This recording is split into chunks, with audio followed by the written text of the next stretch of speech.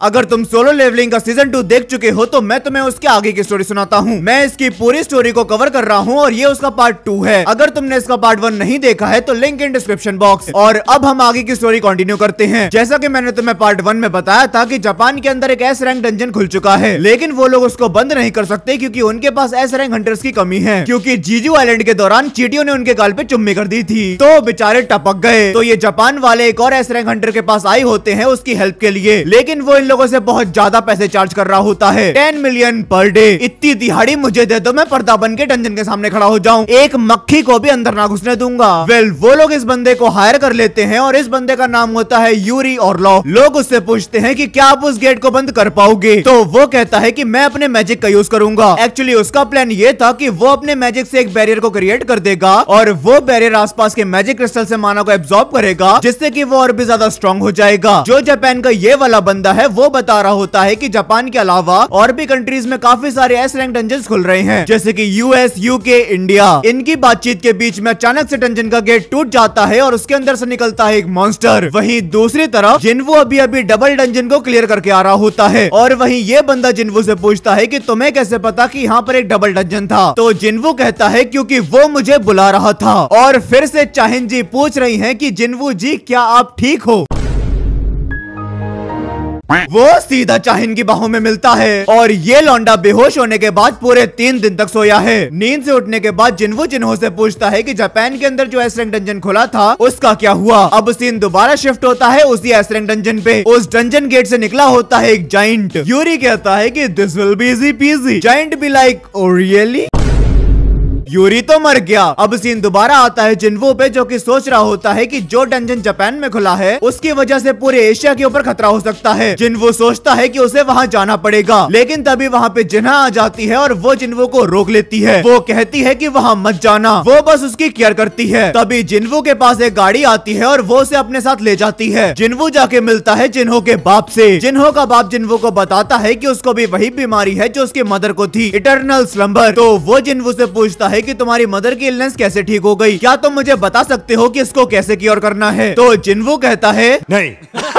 अब जिन्वू अपने ऑफिस में वापस आता है और वो जिन्हो को बताता है कि मैं जापान जा रहा हूँ, वो गेट काफी ज्यादा बड़ा खतरा हो सकता है तो हमें उसे अभी बंद करना पड़ेगा। तो जिन्हो कहता है कि मैं भी आपके साथ चलूंगा, वो गेट काफी बड़ा खतरा है तो इसीलिए हमें उसे अभी बंद करना पड़ेगा। आई नो वो जगह सेफ नहीं है बट आई ट्रस्ट यू, जब तक मैं आपके साथ हूँ मुझे कुछ नहीं होगा। और जिन्वू स्माइल मारता है। उसके बाद वो अपने घर पे आता है और जिन्वू की मदर उसके लिए खाना लगाती है। डिनर खाते खाते वो कहता है कि मदर मुझे जाना होगा। उसकी मदर कहती है कि तुम्हारे फादर भी ऐसे ही थे, डिनर करते करते बीच में ही छोड़ के चले जाते थे। वेल कोई नहीं, मैं तुम्हारे लिए खाना पैक कर देती हूँ। उसके बाद जिन्वू अपनी बहन से मिलने जाता है जो कि सो रही होती है। वो कहता है कि मैंने अभी तक बहुत सारे नियर डेथ एक्सपीरियंस किए हैं और मुझे बहुत अच्छा लगता है जब मैं घर पे वापस जिंदा आता हूँ, और तुम चिंता मत करो इस बार भी मैं जिंदा वापस आऊंगा। और शायद उसने ये रिवील कर दिया है कि वो जापान जा रहा है। वेल जिन्हो और जिन्वू जापान आ चुके हैं और ये साला मीडिया के सामने स्टाइल मार रहा है। तभी हमें डंजन का सीन दिखाया जाता है रात में, जहाँ पे कुछ पेशेंट्स और ऑफिसर्स बात कर रहे होते हैं। उनकी बातचीत के बीच में एक जाइंट उनके ऊपर अटैक कर देता है, लेकिन एंड मोमेंट पे जिन्वू आके उसे बचा लेता है। Well he is ready for action. वो अपनी शैडो आर्मी के साथ जाइंट्स पे अटैक कर देता है और उनको बीच में से काटने लगता है। तभी सीन शिफ्ट होता है अमेरिका के किसी रीजन में, जहाँ पे 2 हंटर्स बैठ के बातचीत कर रहे होते हैं कि जिन्वू जापान गया है और वो लोग बेट लगाने लगते हैं कि जिन्वू कितना सर्वाइव करेगा। उनमें से एक बंदा कहता है कि वो तो 1 दिन भी नहीं टिक पाएगा। तभी दूसरा वाला बोलता है कि वो 2 दिन में तो निपट ही जाएगा। तभी वहाँ पे एक बंदा कहता है कि मैं बेट लगाता हूँ कि वो सरवाइव करेगा, और वो बंदा होता है Thomas Andre, the strongest Hunter. वो उनसे कहता है कि सालो तुम लोग यहाँ बैठ के बातें छौक रहे हो, जाके अपने वाले डंजन पे ध्यान दो। अब सीन वापस आता है अपनी फाइट में, जहाँ पे जिन्वू सबको पेल रहा होता है। इग्रिस और आयरन दोनों मिलके लोगों को बचा रहे होते हैं और साथ में जायंट्स को पेल भी रहे होते हैं। अब जिन्वू यहाँ पर सीरियस होता है और वो कहता है राइज, जायंट्स की आर्मी अब जिन्वू के साथ है और वो उसका नाम रखता है नंबर 1 2 3 4 डैश डैश डैश। अब ये जायंट्स दूसरे जायंट्स को पेल रहे हैं। तभी हम देखते हैं कि अचानक से बहुत सारे डंजन जापान में खुल चुके हैं। अब हम देखते हैं कि जिन्वू को यहाँ फाइट करते करते 7 दिन हो चुके हैं और पूरी जगह तबाह हो चुकी है। तभी जिन्वू को वहाँ पे एक लड़की मिलती है जो कि उसे बताती है उन्होंने अलग अलग कंट्री से बहुत सारे एस रैंक हंटर्स को बुलाया था, लेकिन बहुत सारे मारे जा चुके हैं। टोटल 31 जायंट्स अपीयर हुए थे और उनमें से बहुत सारे मारे गए। Thanks to you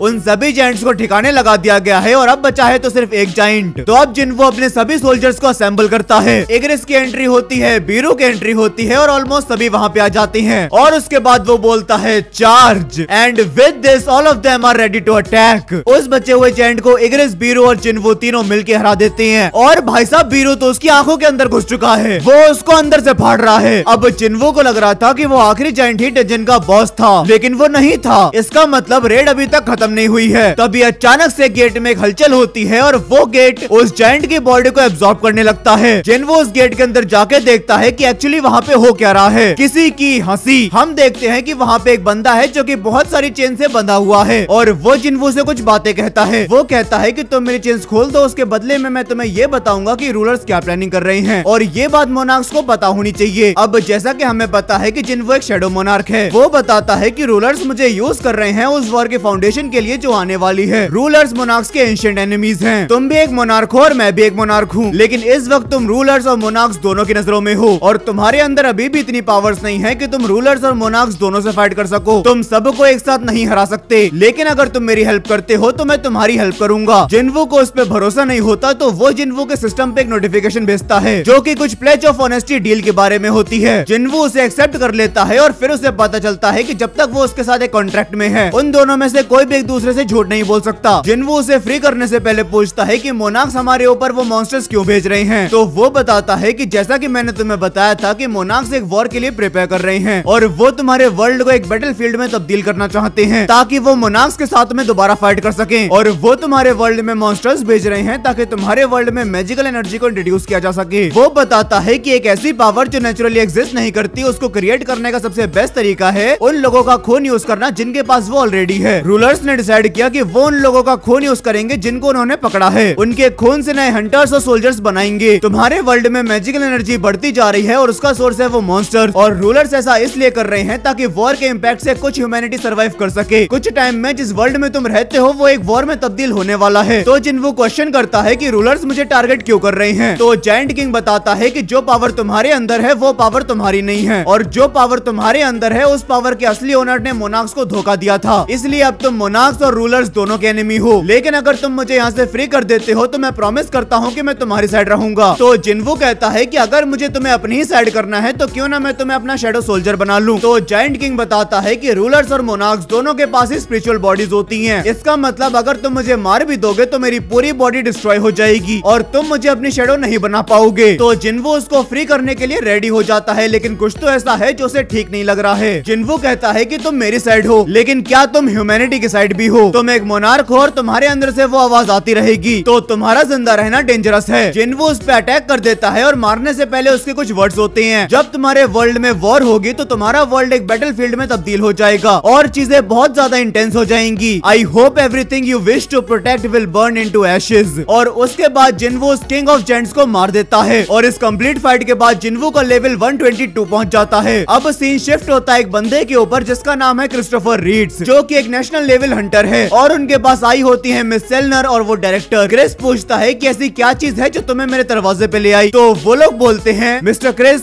you may be killed in your future. Chris पहले गुस्सा करता है कि ऐसा कौन है जो एक नेशनल लेवल हंटर को मार सकता है। मिस सेलनर बोलती है कि मुझे ड्रीम आया था कि आप मरने वाले हो। तो क्रिस कहता है कि चलो ठीक है, अगर मैं तुम्हारी बात मान भी लूं तब भी मैं अपनी हेल्प के लिए किसको बुलाऊंगा? ऐसा कौन है जो एक नेशनल लेवल हंटर को प्रोटेक्ट कर सकता है? अब सीन दोबारा शिफ्ट होता है जिन्वो पे, जिसने सारे जेंट्स को खत्म कर दिया था और ये बात पूरे वर्ल्ड में फैल चुकी थी। वहीं थॉमस आंद्रे के पास एक खबर आती है कि इंटरनेशनल गिल्ड कॉन्फ्रेंस होने वाली है, जिसके अंदर कोरिया से आजिन गिल्ड को इंक्लूड किया गया है और आजिन गिल्ड जिन्वो से बिलोंग करती है। तो इसका मतलब जिन्वो अमेरिका आने वाला है। अब सीन आता है जापान में, जहाँ पे जिन्हो को कॉल आता है और उस कॉल को उठाने के बाद वो सीधा साउथ कोरिया के लिए निकल जाता है। उसे पता चलता है कि उसके फादर इटर्नल स्लंबर में जा चुके हैं। जिन्हो अपने फादर को देख के रोता है और इस चीज को जिन्वो देख लेता है। तो जिन्वो अपना होली वाटर जिन्हो के फादर को पिलाता है और उनकी डिसीज को क्योर कर देता है और उसके बाद कहता है हैप्पी बर्थडे जिन्हो। जिन्वो सोचता है कि मैं कोरिया में आ तो गया, लेकिन मुझे जापान वापस जाना होगा चीजों को रैप अप करने के लिए, लेकिन अभी शैडो एक्सचेंज एबिलिटी यूज करने में थोड़ा टाइम लगेगा। तब तक मैं क्या करूं? मेरे पास तो कोई बात करने के लिए भी नहीं है। तभी उसे याद आती है चाहिन की। तभी वो कहता है कि चलो ठीक है, तब तक मैं कोई छोटा मोटा डंजन ढूंढ लेता हूँ। क्या मतलब वो इनडायरेक्टली चाहिन के डंजन को एक्सप्लोर करने की बात कर रहा है?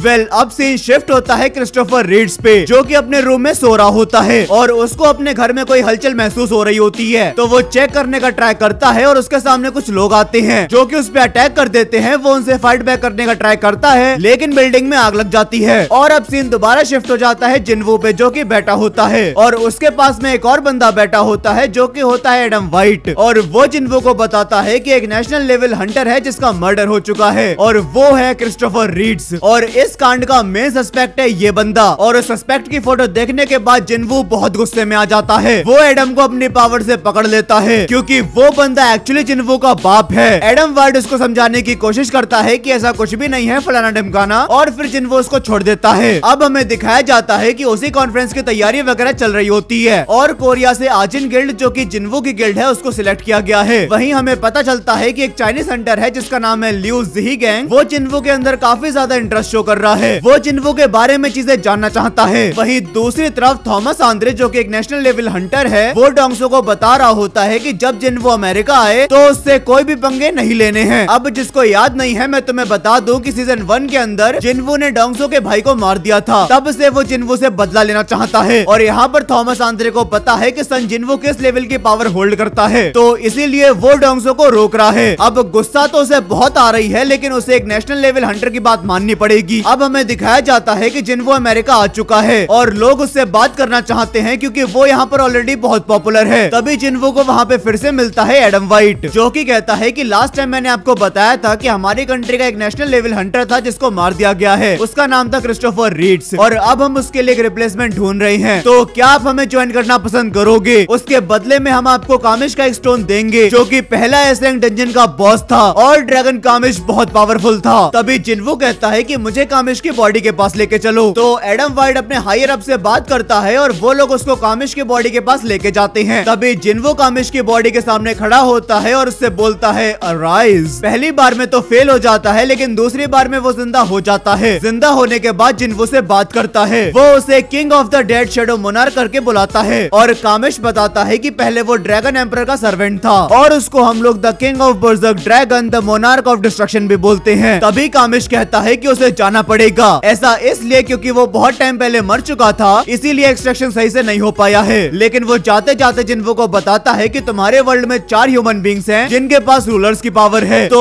उनसे थोड़ा अलर्ट रहना। और उसके बाद शैडो एक्सट्रैक्शन फेल हो जाता है और कामिश चला जाता है। उसके बाद जिन्वू वापस आता है उस जगह पे जहाँ पे कॉन्फ्रेंस शुरू होगी। और जब जिन्वू अमेरिका आया था तो उसके साथ में जिन्हो और ये बंदा भी आया था और ये बंदा बताता है कि जब से आपने जिन्हो से कांटेक्ट किया था उसके बाद से वो मिल नहीं रहा है। जिन्हो कहता है कि मैंने तो उससे कोई कांटेक्ट नहीं किया। तभी ये बताता है कि स्कैवेंजर गिल्ड का एक बंदा आया था और वो जिन्हो को 2 घंटे पहले लेके जा चुका है। और एक चीज मैं तुम्हें बता दूं कि थॉमस आंद्रे और डोंगसो दोनों स्कैवेंजर गिल्ड से ही बिलोंग करते हैं। जिन्वू सोचता है कि कुछ तो गड़बड़ है, वो तुरंत जिन्हो को ढूंढने के लिए निकल जाता है। तभी सीन आता है थॉमस आंद्रे पे, जो कि कह रहा होता है कि डोंगसो ने मेरी बात नहीं मानी, जल्दी डोंगसो को ढूंढो, उससे पहले जिन्वू उसे ढूंढ ले। अब जिन्वू की शैडो आर्मी जिन्हो को ढूंढ रही होती है और जिन्वू खुद को रिस्पॉन्सिबल मान रहा होता है। जिन्हो की प्रोटेक्शन के लिए उसके साथ कोई शैडो भी असाइन नहीं करी। अब हम देखते हैं कि थॉमस आंद्रे के लोग भी डोंगसो को ढूंढ नहीं पा रहे होते हैं और पूरे स्कैवेंजर गिल्ड में खबर फैल जाती है कि अगर डोंगसो नहीं मिलता है तो थॉमस आंद्रे और जिन्वू का क्लैश हो सकता है। और मैं तुम्हें बता दूं कि थॉमस आंद्रे सबसे स्ट्रॉन्गेस्ट हंटर है इन लोगों के अकॉर्डिंग। तभी सीन आता है डोंगसो पे, जिसने जिन्हो को पकड़ रखा है। डोंगसो कहता है कि मुझे बस इतना बता दे कि उस दिन डंजन में क्या हुआ था, मेरा भाई कैसे मरा था, तो आंसर दे दे, उसके बदले मैं तुझे जाने दूंगा। एंड यस, वो उसे मार रहा होता है। डोंगसो उससे बार बार पूछ रहा होता है और फिर डोंगसो का रिएक्शन होता है ये, तो वो जिन्हो को और मारता है और उसकी हालत कुछ ये हो चुकी है। तभी हम देखते हैं कि जिन्वू के एक शैडो ने डोंगसो को ढूंढ लिया है। डोंगसो उस पे भी अटैक करता है लेकिन तब तक एक्सचेंज और जिन्वू की एंट्री हो चुकी है। भाई लिटरली बीरू कोरिया में है और उसको तक फील हो रहा है कि उसका किंग बहुत गुस्से में है। पूरी स्कैवेंजर गिल्ड आ रही है डोंगसो को बचाने के लिए और वहीं जिन्वू उसे पेल रहा है। थॉमस आंद्रे गाड़ी से आ रहा होता है लेकिन वो गाड़ी का गेट ही तोड़ देता है और खुद जाता है उसे बचाने। और एक बार तुम जिन्वू का ऑरा देखो। और डोंगसो अभी तक मरा नहीं है। इन दोनों का क्लैश होने वाला है। डोंगसो उस पे अटैक करता है लेकिन जिन्वो एक पंच से उसे दूर फेंक देता है। जिन्वो उसे पेल ही रहा होता है लेकिन तभी पीछे से थॉमस आंद्रे आ जाता है। वो कहता है कि डोंगसो को छोड़ दो वरना मुझे फोर्सफुली तुमसे फाइट करनी पड़ेगी। जिन्वो कहता है कि ठीक है मैं रेडी हूँ। और यहाँ पर क्लैश होता है थॉमस आंद्रे और सन जिन्वो का। डोंगसो कहता है कि थॉमस प्लीज जिन्वो को मेरे लिए मार दो। थॉमस जिन्वो से कहता है कि तुम्हें सच में नहीं पता कि मैं कौन हूँ। और अब हमें थोड़ा थॉमस के बारे में बताया जाता है। थॉमस एक गरीब फैमिली से था और उसके पास कुछ भी नहीं था, लेकिन उसने अपना टैलेंट का यूज करते हुए सब कुछ अचीव कर लिया। उसकी स्ट्रेंथ इतनी ज्यादा थी कि जो भी उसके रास्ते में आता था वो उसको क्रश कर देता था। इसके बाद फ्लैशबैक खत्म होता है और थॉमस जिन्वो पे अटैक कर देता है। अब पूरी स्कैवेंजर गिल्ड आ चुकी है और जिन्वो ने भी अपनी शैडो आर्मी को बाहर निकाल लिया है। अब ये फाइट जिन्वो वर्सेस थॉमस आंद्रे की नहीं बल्कि स्कैवेंजर गिल्ड वर्सेस आजिन गिल्ड की हो गई है। थॉमस फिर से कहता है कि मुझसे माफी मांग लो, मैं तुम्हें छोड़ दूंगा। तो क्या तुम्हें पता है जिन्वो क्या कहता है?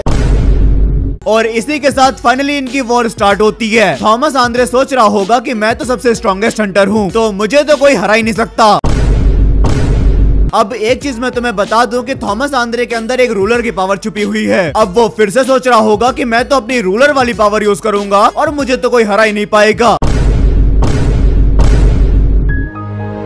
और वहीं दूसरी तरफ डोंगसो भी मर चुका है और उसने डोंगसो को अपना शैडो सोल्जर बना लिया है जिसका नाम है ग्रीड। और अब फाइनली वो काम हो रहा है जिसके लिए जिन्वो अमेरिका आया था, इंटरनेशनल गिल्ड कॉन्फ्रेंस। वहाँ जिन्वो की एंट्री होती है और सब लोग उसे ही देखने लगते हैं। वेल अब जो बातें कॉन्फ्रेंस में हो रही होती है मैं तुम्हें वो बताता हूँ। इस बंदे का नाम है डॉक्टर बेंजर और वो कहता है कि जैसा कि तुम सबको पता है कि रिसेंटली बहुत सारे डंजन्स खुल रहे हैं और माना की कॉन्सेंट्रेशन एटमॉस्फेयर में बहुत ज्यादा एब्जॉर्ब हो रही है और उसको हम बुलाते हैं मैगिस्फीयर। और ये फिनोमेना टोटल 9 एरियाज में ज्यादा हो रहा है और इन 9 जगहों में भी सबसे ज्यादा कोरिया के अंदर हो रहा है जहाँ से जिन्वो बिलोंग करता है। तभी सब लोग जिन्वो की तरफ देखने लगते हैं। तभी जिन्वो सोचता है कि क्या ये 9 जगह वही हैं? तो जिन्वो सोचता है कि क्या ये 9 जगह वही हैं जहाँ पे 9 मोनार्क्स की प्रेजेंस है। तभी डॉक्टर बेल्जर चले जाते हैं और उनकी जगह पे ये बंदा आता है। वो कहता है कि एक national level Hunter Christopher reads का मर्डर हो चुका है। पहले तो सब लोग शॉक हो जाते हैं और फिर वो लोग सोचते हैं कि ये काम किसने किया होगा। कहीं ये काम उसने तो नहीं किया जिसने कल थॉमस आंद्रे को पेला था, मतलब सन जिन्वो। लेकिन वो बंदा कहता है कि किसी भी कंक्लूजन में आने से पहले मैं आप सबको एक सस्पेक्ट के बारे में बताना चाहता हूँ और वो है ये बंदा। अब ये सुन के जिन्वो को तो बहुत गुस्सा आ रहा होता है क्योंकि वो उसका बाप है। अब यहाँ पे बताया जाता है कि जब इस बंदे को पकड़ा गया था तो ये कोरिया में बात कर रहा था। तो हम लोगों ने डोंगसो को इन्वेस्टिगेट करने के लिए बोल दिया क्योंकि डोंगसो पहले कोरियन हंटर था, उसके बाद वो अमेरिका शिफ्ट हो गया। लेकिन इन्वेस्टिगेशन करते करते उस बंदे ने डोंगसो को पेल दिया और वहाँ से फ्लेम्स आ रही थी, वैसी ही फ्लेम्स जो क्रिस्टोफर रीड्स के पास से आ रही थी। हालांकि डोंगसो तो बच गया था लेकिन क्रिस्टोफर रीड्स नहीं बच पाया। तो वहाँ पे लोग क्वेश्चन पूछते हैं कि अगर तुम्हें पता है इस बंदे के बारे में तो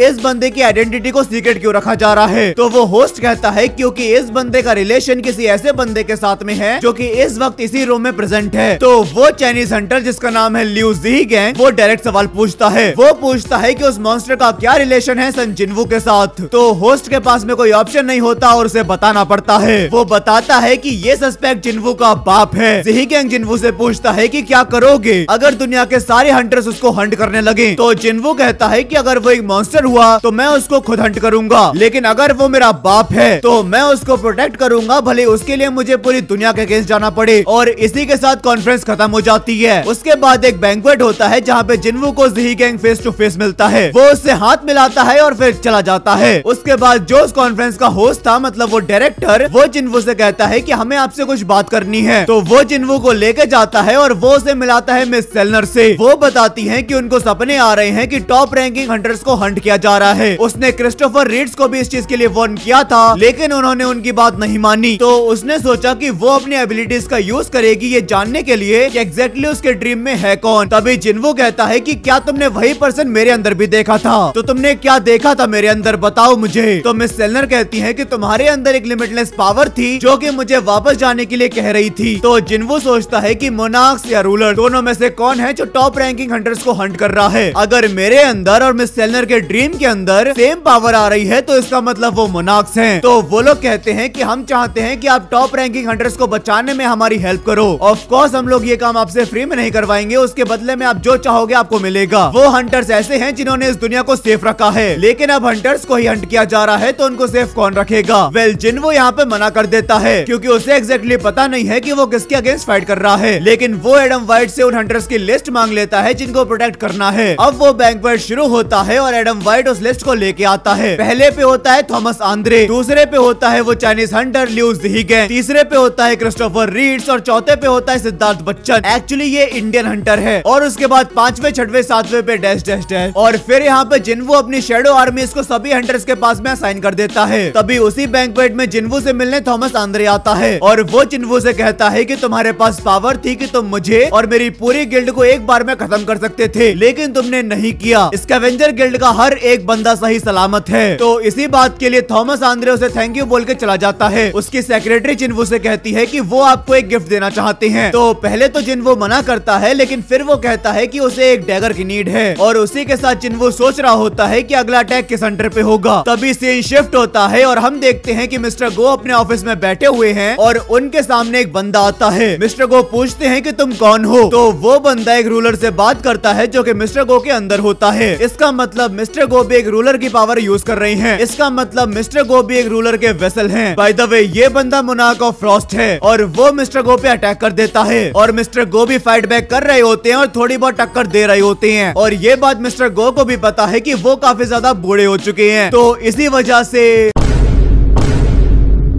तभी हम देखते हैं कि जिन्वो उसे बचाने के लिए आ चुका है और ये बात मोनार्क ऑफ फ्रॉस्ट को बहुत पता है कि वो शैडो मोनार्क से नहीं लड़ सकता। तो मोनार्क ऑफ फ्रॉस्ट कहता है कि तुम उस इंसान को बचाने आए हो तो या तो तुम उसे बचा लो या मुझसे फाइट कर लो। तो जिन्वो फटाफट से मिस्टर गो को बचाने के लिए भागता है और ये बंदा खिसक लेता है। तभी हम देखते हैं कि मिस्टर गो का काफी ज्यादा खून बह चुका है। जिन्वो बीरो को बुलाता है लेकिन उसकी स्किल्स भी काम नहीं कर रही होती है। जिन्वो अपना हीलिंग पोशन भी निकालता है लेकिन मिस्टर गो उसको रोक देता है। मिस्टर गो कहता है कि मैं वैसे भी बूढ़ा हो चुका हूँ, कभी न कभी मेरा एंड तो होके ही रहेगा। मिस्टर गो जिन्वो से बात करते हुए थैंक यू बोलता है और वो जिन्वो से कहता है कि प्लीज हमेशा ह्यूमैनिटी के साइड लेना। और उसके बाद वो आंसू टपकाते टपकाते मर जाता है। उनका हाथ नीचे गिरता है और बारिश होने लगती है और पूरे वर्ल्ड में खबर फैल जाती है कि कोरियन हंटर एसोसिएशन के चेयरमैन का मर्डर हो चुका है। जिन्वो और बाकी सब उनके फ्यूनरल में आए होते हैं। जिन्वो मीडिया को बुलाता है और वो उनके सामने कहता है कि जो भी लोग हाई रैंकिंग हंटर्स को मारना चाहते हैं मैं उनको जान से मार दूंगा। And with this the battle of monarchs begin. और इसके बाद फाइनल वॉर आने वाली है और उसको मैं कवर करूंगा नेक्स्ट पार्ट में। तो तुम ये मेक श्योर कर लेना कि तुमने सब्सक्राइब कर रखा है। और मैं जेन्युइनली बता रहा हूँ कि भाई मुझे बहुत तेज नींद आ रही है, मुझे कॉलेज भी जाना है सुबह, तो अब मैं जल्दी से इसको रैप अप कर लेता हूँ। तो चलो गाइस आज के लिए बस इतना ही। आई होप तुम्हें वीडियो पसंद आई होगी। अगर तुम्हें वीडियो पसंद आई हो तो वीडियो को लाइक कर देना और अगर तुम मेरे चैनल पे नए हो तो सब्सक्राइब भी कर लेना। तुम मुझे इंस्टाग्राम पे भी फॉलो कर सकते हो, link in the description box. तो चलो गाइस मिलते हैं नेक्स्ट वीडियो में, तब तक के लिए सायोनारा।